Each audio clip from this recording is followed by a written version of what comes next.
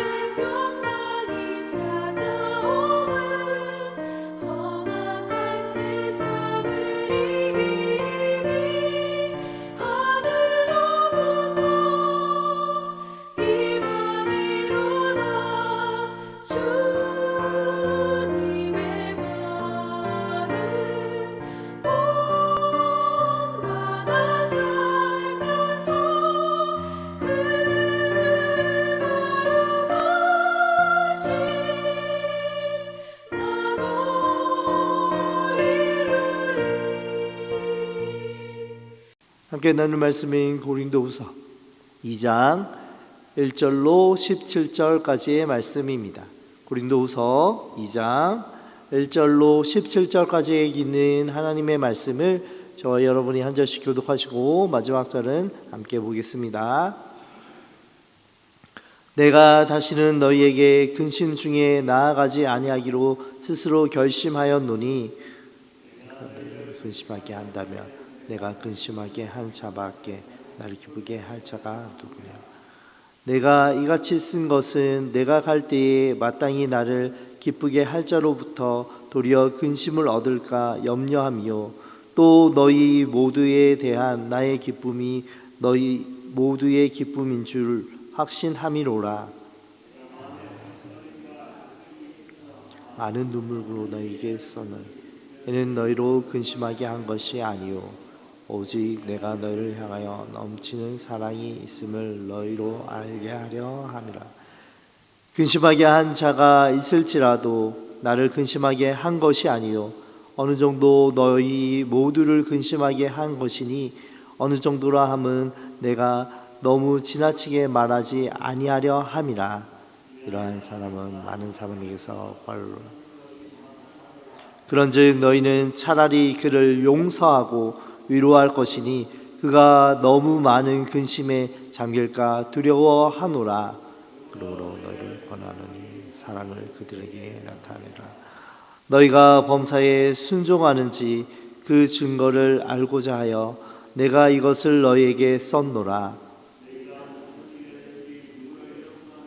나도 그래하고 내가 만일 용서한 일이 있으면 용서한 것은 그리스도 앞에서 이는 우리로 사탄에게 속지 않게 하려 함이라. 우리는 그 계책을 알지 못하는 바가 아니로라. 내가 그리스도의 복음을 위하여 들어와의 이름에 내가 내 형제 디도를 만나지 못하였으므로 내 심령이 편하지 못하여 그들을 작별하고 마게도냐로 갔노라. 로 말미암아 각처에서 그리스도를 아는 냄새를 나타내게 하시는 하나님께 감사하노라. 우리는 구원받은 자에게나 망하는 자에게나 하나님 앞에서 그리스도의 향기니 저 사람에게는 생명으로부터 생명의 이를 냄새라. 누가 이를 감당? 함께 보겠습니다. 우리는 수많은 사람들처럼 하나님의 말씀을 혼잡하게 하지 아니하고 곧 순전함으로 하나님께 받은 것 같이 하나님 앞에서와 그리스도 안에서 말하노라. 아멘.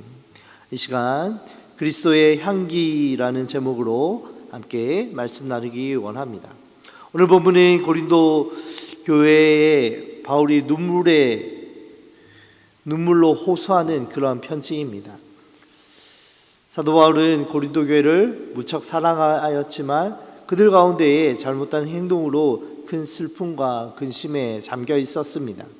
바울은 그들을 훈계하는 편지를 보낸 후에 마음이 편하지 아니하였고 겐그리아 교회의 여집사 베베를 통하여 디도의 편지를 받고서 마음의 평안을 얻었습니다. 오늘 본문을 통하여서 우리는 바울의 진심과 회복, 용서의 메시지를 듣고 우리의 삶에 어떻게 적용해야 되는지 함께 말씀을 상고하기 원합니다. 바울은 고린도 교회에 다시 방문하여서 즐거움을 누리기 원하였습니다. 하지만 어제 함께 나눈 말씀처럼 그의 여행의 계획이 변경되었습니다. 그러한 이유는 그 전에 보낸 편지로 인하여서 고린도 교회의 방문으로 인하여 정말 그들이 근심할까 봐 염려하여서 방문을 망설였던 부분이 있습니다. 이러한 마음으로 사도 바울은 고린도 교회에 대한 방문을 변경하게 되었고, 이러한 변경의 중심에는 그냥 만나기 싫은 것이 아니라, 문제를 직면하기 싫은 것이 아니라 연약한 고린도 교회를 품고 사랑하고자 하는 마음이 있었기 때문입니다. 이러한 사랑은 그의 편지를 통하여서 넘치는 사랑임을 4절에서 고백하고 있습니다. 이 넘치는 사랑은 아버지가 아비를 상하게 한 자식이 돌아오기를 바라는 마음입니다. 고린도서에는 온 교회를 근심하게 한 사람의 문제는 정확하게 드러나고 있지는 않습니다. 앞선 고린도전서의 말씀을 통하여서 그 문제는 아마도 아버지의 아내를 취한 사람의 문제일 가능성이 높습니다. 사도는 이 문제로 온 교회를 근심하게 한 사람에 대해 강력하게 징계를 요구하였지만 고린도 교회는 그를 감싸 안으면서 도리어 사도의 이 고난에 대하여서, 이 사도 바울의 권위에 대하여 대적하게 되었습니다. 이에 사도는 눈물로 편지를 쓰게 되었고, 이 편지를 읽은 고린도 교회들은 편지를 통하여 회개하고 순종하여 그 사람을 징계하게 되었습니다. 사도 바울은 고린도 교인들에게 하나님 앞에서 바로 서고 회개하는 기쁨을 보기 원하였기 때문에 그들에게 강력하게 권면하였던 것입니다. 그래서 그의 교훈과 그 권면이 사랑에서 비롯되었음을 강조하면서 그들이 회개하며 돌아오기를 간절히 하나님 앞에서 엎드려 기도하였을 것입니다. 우리는 바울의 솔직한 심정을 통하여서 참된 사랑은 용서뿐만 아니라 참된 훈계와 용서가 함께 동반된다라는 것을 발견하게 됩니다. 이후에 사도 바울은 징계받은 그 사람이 회개했다라는 소식을 듣게 되었습니다. 이 기쁜 소식을 듣고 사도 바울은 그를 이제 용서하라라고 권면하고 있습니다. 지금 회개하는 형제에게 사랑을 보일 때입니다라고 7절과 8절에 연속해서 말하고 있습니다. 왜냐하면 그 범죄한 사람이 교회의 그 징계를 통하여 너무 큰 슬픔에 근심에 잠길까 염려하면서 그에게 용서와 사랑을 주라라고 권면하는 것입니다. 고린도 교회의 용서는 곧 바울의 용서이고, 또 바울의 용서는 곧 그리스도 앞에서 행한 일이다라고 10절에 말하고 있습니다. 또한 용서는 사탄에게 속지 않은 일임을 강조합니다. 사탄의 계략은 무엇입니까? 용서하지 않는 마음을 심어두는 것입니다. 누가 더 잘하나 지켜보고 판단하는 것입니다. 교회 안에 퍼져 있는 은혜의 통로를 모두 다 막아버리는 것이지요. 용서와 사랑이 없는 자리에 쓴뿌리와 분열을 심는 것이 사탄의 계책입니다. 그래서 한몸된 교회를 나뉘게 하고 한몸된 교회를 품지 못하고 서로 정죄하게 하며 서로 갈라지게 하고 결국 하나님의 은혜를 누리지 못하게 합니다. 그래서 이 사탄의 계략을 잘 알고 있는 바울은 용서와 위로를 통해서 회개한 그 사람이 다시 하나님의 몸된 교회의 한 몸으로 회복될 수 있도록 격려해야 함을 우리에게 말하고 있는 것입니다.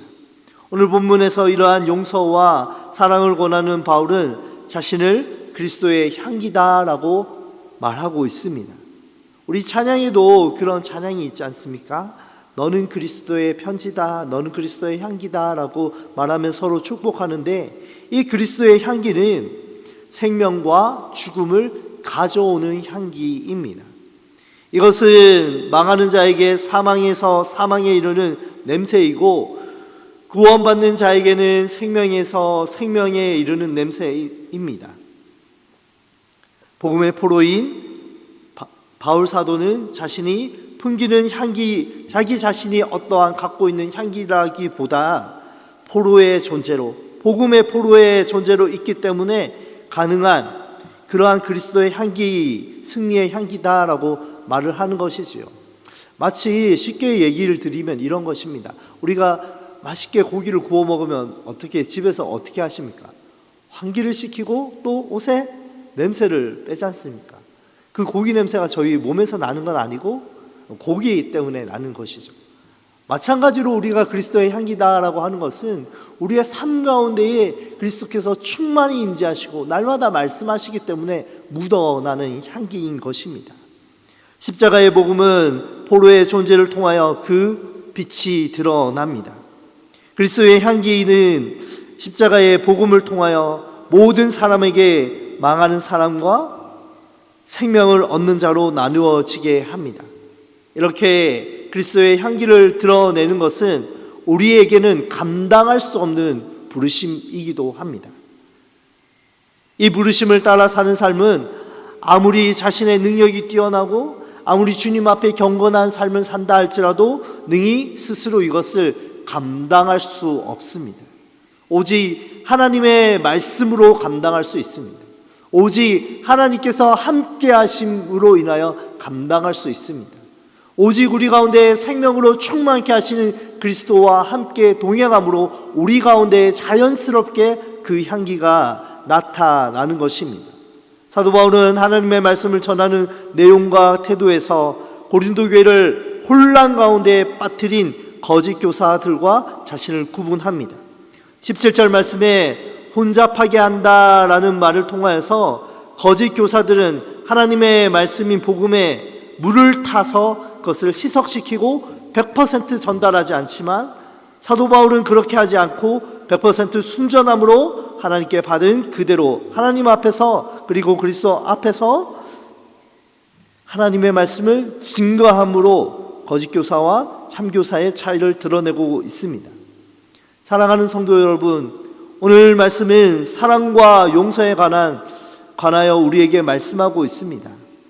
사랑과 용서의 대원리는 범죄한 형제에 대한 것을 무조건 품는 것에서 그치지 않고 그의 잘못을 분명히 깨닫게 하는 징계도 포함되어 있습니다. 범죄한 자를 내쫓으라 말한 사도 바울은 다시 회개한 형제를 용서와 사랑으로 받고 한 몸으로 세워가라라고 명령합니다. 이것이 바로 성경이 가르치는 사랑과 용서의 원리입니다. 사랑하기 때문에 징계하는 것을 교회는 배워야 합니다. 혹자는 사랑과 용서를 들먹이면서 징계를 못마땅해 여기지만 이것은 교회의 본질과 하나님의 명백한 뜻에 대한 무지의 소치입니다. 그리스도인인 저와 여러분의 삶은 멋지게 승리하고 성공하고 성취하는 삶을 우리의 삶의 특징으로 삼지 않습니다.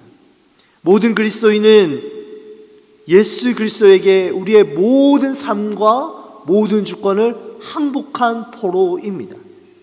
그리스도인은 그리스도의 포로로 온전히 그리스도의 향기만 드러냅니다. 저와 여러분은 십자가 복음 앞에 우리 자신이 죄인임을 알고 인정하는 자임을 믿습니다.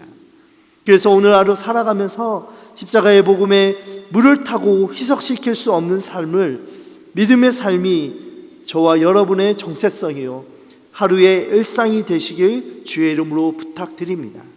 그러할 때에 우리 가운데에 충만한 복음의 그 순전한 향기로 우리가 지나가는 곳마다, 우리가 머무는 곳마다 그리스도의 향기가 흘러넘치고 우리를 통하여 생명의 향기가, 복음의 향기가 전달되는 귀한 복의 통로가 되시길 주님의 이름으로 부탁드리겠습니다. 기도하겠습니다. 하나님 아버지, 오늘날 교회의 참된 사랑 때문에 행해지는 징계가 회복되고 참된 용서도 경험되게 하여 주옵소서. 또한 저희가 세상의 성공의 기준에 의하여 자만하거나 주눅들지 않게 하여 주옵소서. 부에 처하든 가난에 처하든 그리스도의 포로로, 그리스도의 온전한 향기로, 생명의 향기로 그리스도를 아는 지식을 드러내며 그리스도와 함께 동행하며 하나님을 영화롭게 하는 삶을 살게 하여 주옵소서. 오늘 우리를 통하여 그리스도의 향기를 드러내실 주님만 높여드리며 예수 그리스도의 이름으로 기도합니다. 아멘.